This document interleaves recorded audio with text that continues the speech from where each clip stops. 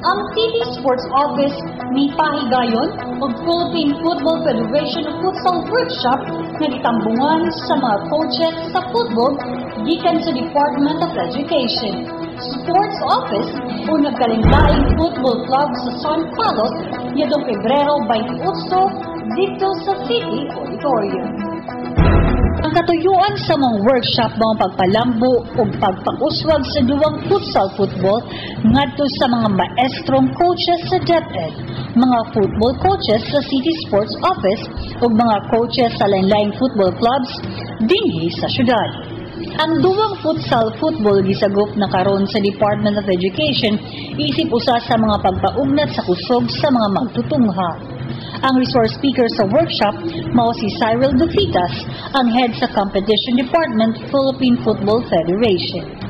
Ang gipahigayang futsal workshop diskutan ng mga pamalaod sa maong duwa, kung saan kini pagtukod sa duwang futsal, mga pamaagi sa pagtudlo kun coaching, o pagtukod kun paghikay sa coaching session.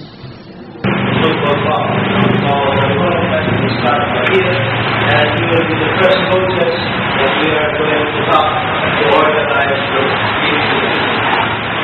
We're not only coming up here with the seminar, but I would like to officially distribute it after, because there will be a competition that we will organize related to this.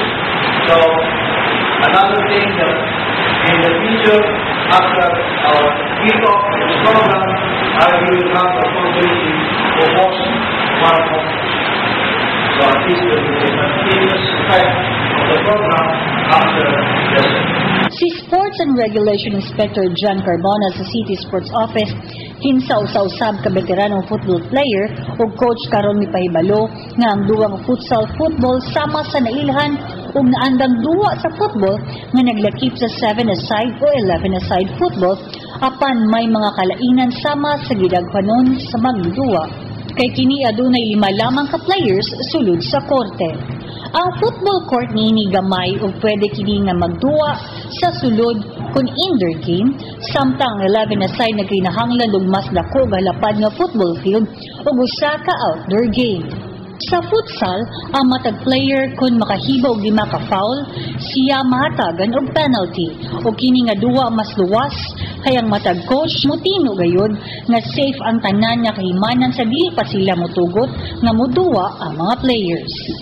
Pagkatapos sa mga workshop, gisunod gilayon ang pagpahigayon sa 3 ka adlaw nga futsal referees course ubos gihapon sa San Carlos City Negros Football Club nga gitambayayungan sa San Carlos City Sports Office of Philippine Football Federation.